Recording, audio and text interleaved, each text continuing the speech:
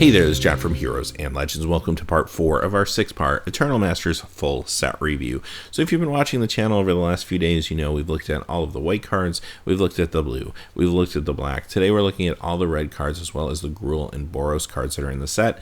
Tomorrow we'll be back with the green, and the following day we'll wrap things up with the colorless cards.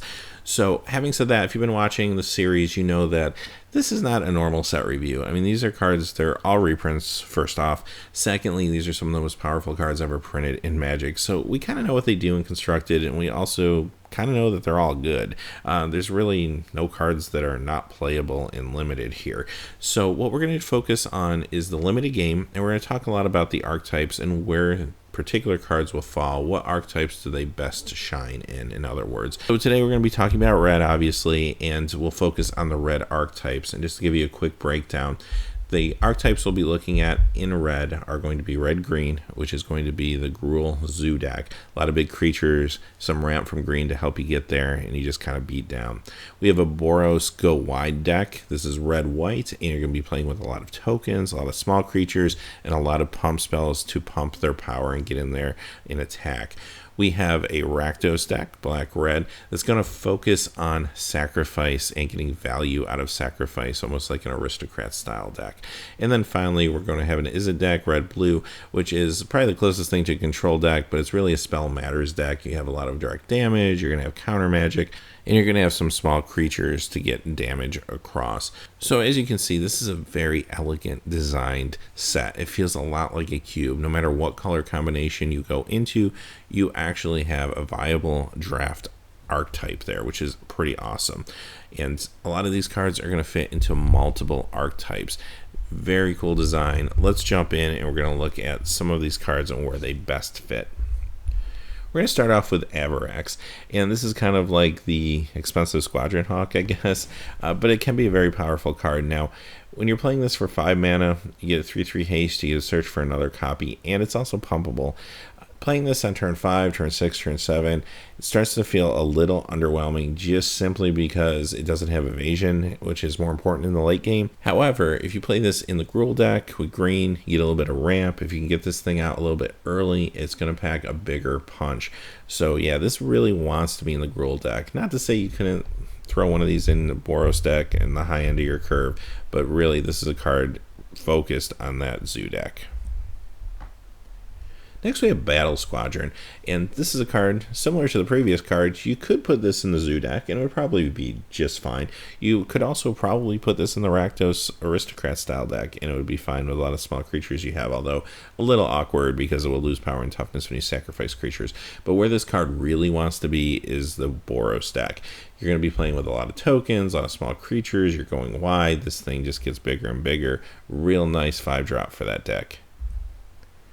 Next we have Beetle Chief, and this actually fits again into a couple different archetypes.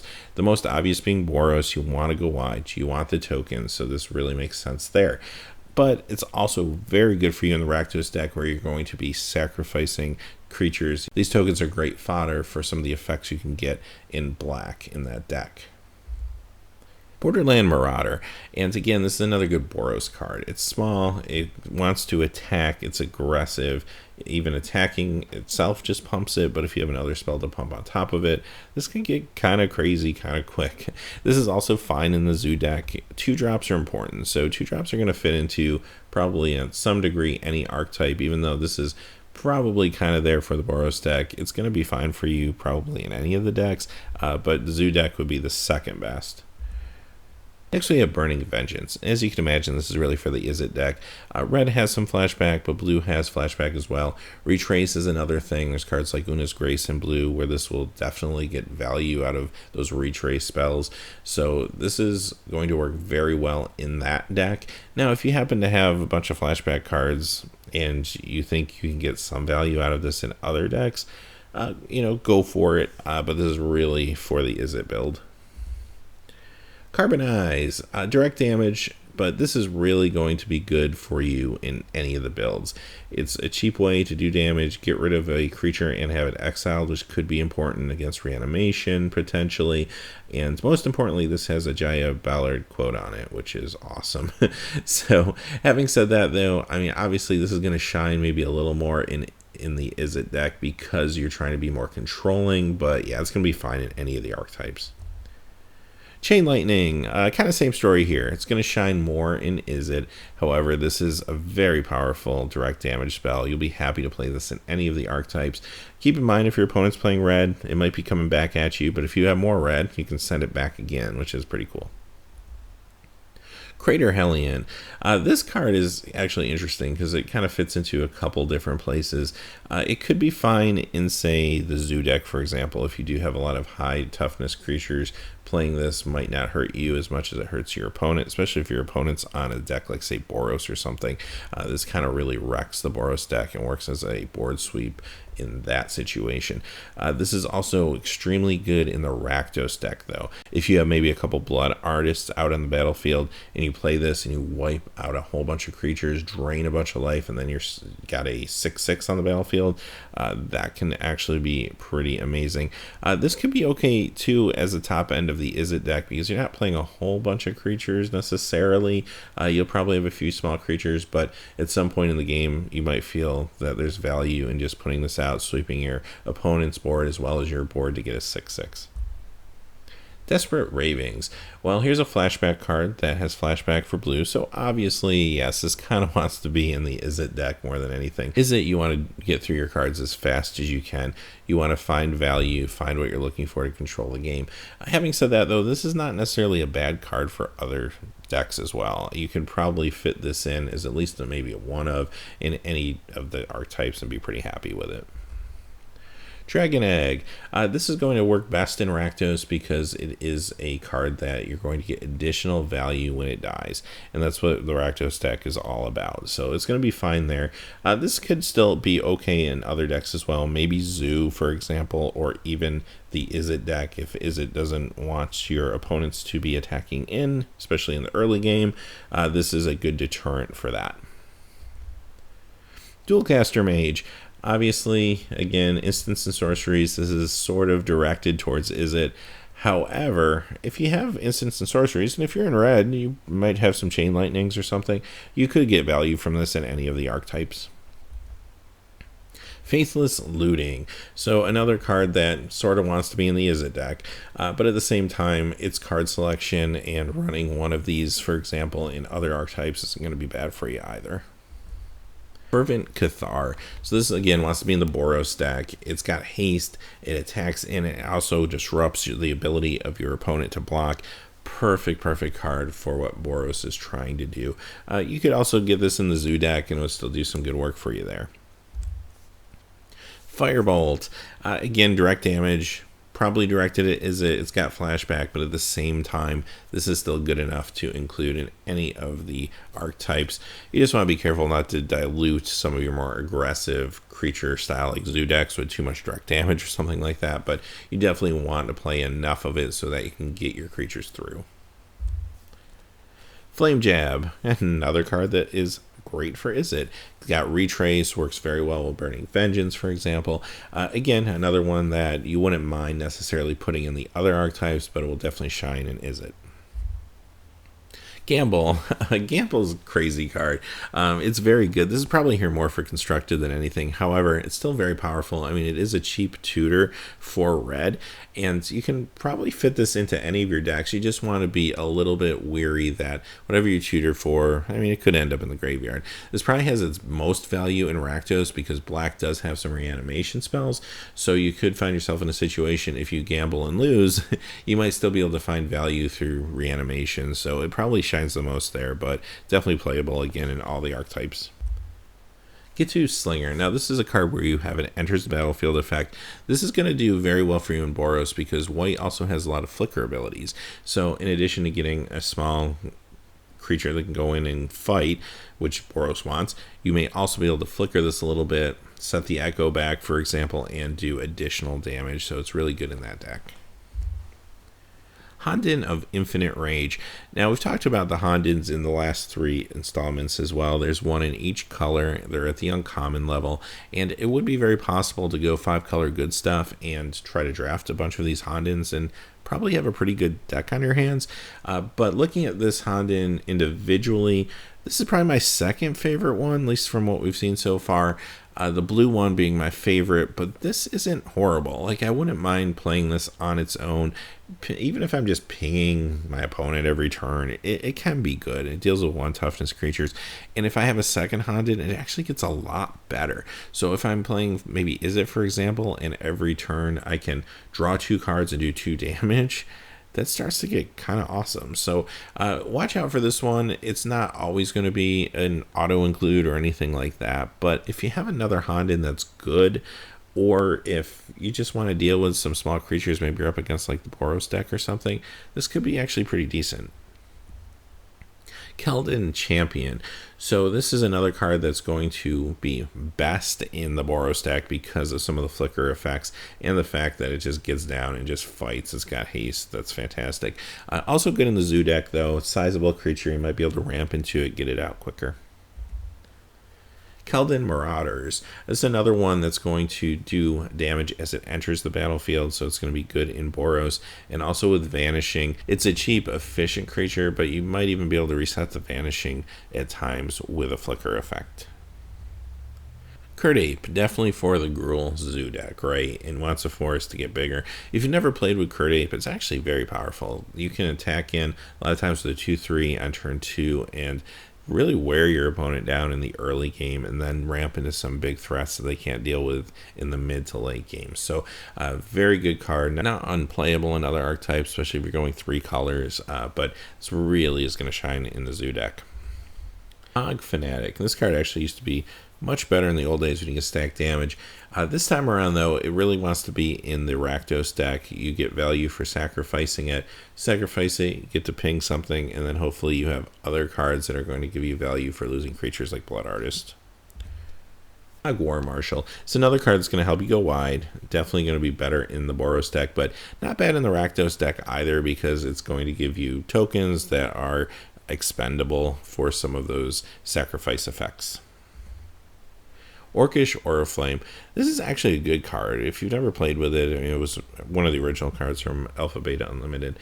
It's actually a lot stronger than it appears. It seems a little pricey at 4, but if you have a lot of creatures on the board, you get immediate value out of it. Obviously wants to be there for the Boros deck, but you could use this in the Zoo deck too. It'd be just fine.